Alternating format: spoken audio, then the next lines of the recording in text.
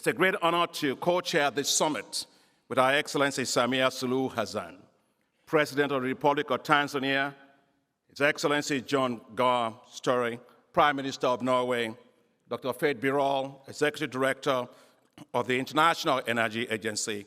Thank you all for honoring our invitation. I'm delighted that the COP29 President-designate is here with us today. This means that what we are discussing today will shape COP29 agenda and our discussion on energy transition globally.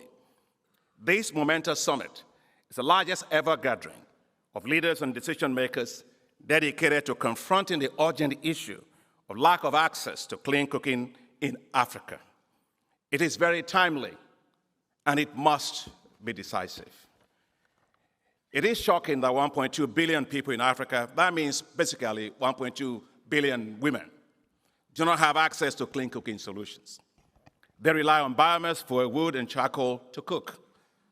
These hardworking women who cook for their families and their girls spend several hours looking for and collecting firewood and charcoal.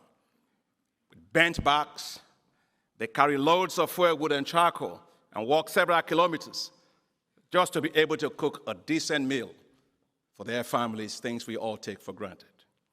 And how can this be? Why must we allow such a thing to happen? Africa loses 600,000 women and children annually from the effects of secondary smoke from partial combustion of biomass, firewood, and charcoal. And that means we will lose 6 million people in 10 years if we don't change that, and that's not acceptable. It's estimated globally that the health cost alone from impaired health is in the order of $1.4 trillion, according to the International Energy Agency, with over half of that, $700 billion, being in Africa. As a kid, I'm not wearing glasses just because I went to university or anything like that. I started wearing as a kid because I spent most of my time collecting firewood and charcoal and blowing into the stoves. I lost a friend of mine. She, like us in low-income neighborhood, they couldn't afford gas or anything like that. And she had gone to buy kerosene from one of the gas stations close by. They poured petrol into the cylinder for her. She went home, she tried to cook, she died. So did all her family. How can this be? Why do we let things like that happen? Access to clean cooking is more than cooking. It is about human dignity, fairness, justice, and equity for women. It is more than lighting of the stoves. It is about life itself. The imperative of clean cooking is clear and overwhelming for the environment and climate change, and Madam President Samia had laid it out with the Prime Minister and also Dr. Birol. Access to clean cooking will save at least, according to their estimates of IEA, 200 million hectares of forest globally, with 110 million of that being in Africa by 2030. Universal access to clean cooking will reduce greenhouse gas emissions globally by 1.9 gigatons of CO2 equivalent, which is equal to all the emissions from airplanes and ships today, again, according to the IEA.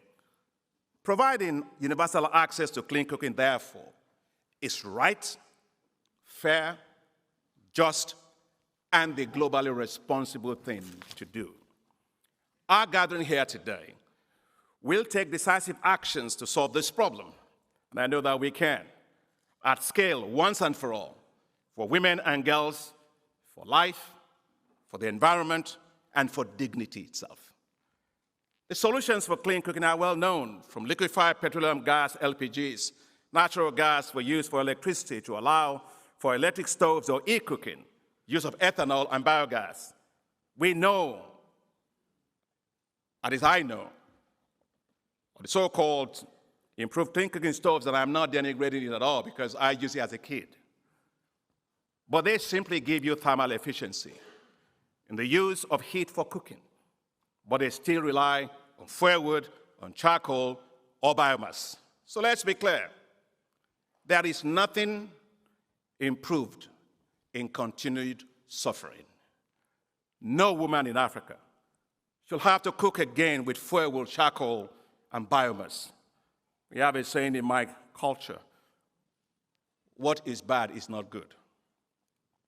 I wish to highly commend Our Excellency President Samia Suluhu Hassan of Tanzania for establishing the national program you have to solve this challenge in Tanzania and in other parts of Africa with the African Women Clean Cooking Support Program, which you launched at COP28. Sometimes I think if you want to solve problems, just give it to women, they'll solve it.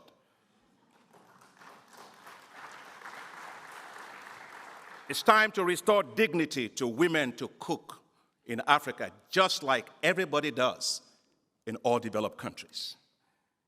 The International Energy Agency has estimated that it will cost only $4 billion per year in Africa to achieve universal access to clean cooking. African governments must play their leadership role. Governments must allocate at least 5% of the current $70 billion spent on energy investments annually for the provision of clean cooking solutions. And that will provide us close to the $4 billion needed annually to solve this problem.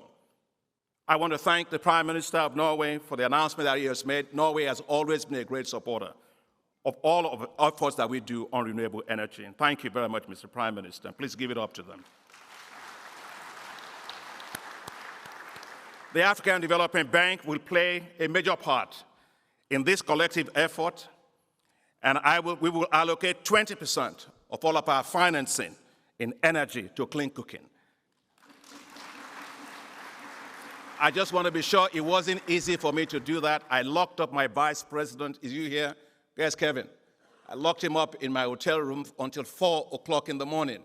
And I threatened him at the end of the day. I said, if you can't solve it for women, I'll replace you with a woman as a vice president. And so he came up with a number, so he kept his job. I'm therefore pleased to announce to you today that the African Development Bank will commit $2 billion to clean cooking over the next 10 years.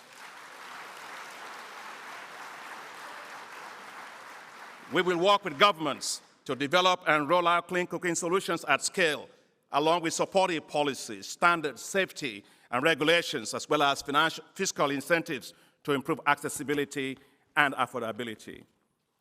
We cannot solve the global clean cooking challenge unless we first solve it first in Africa.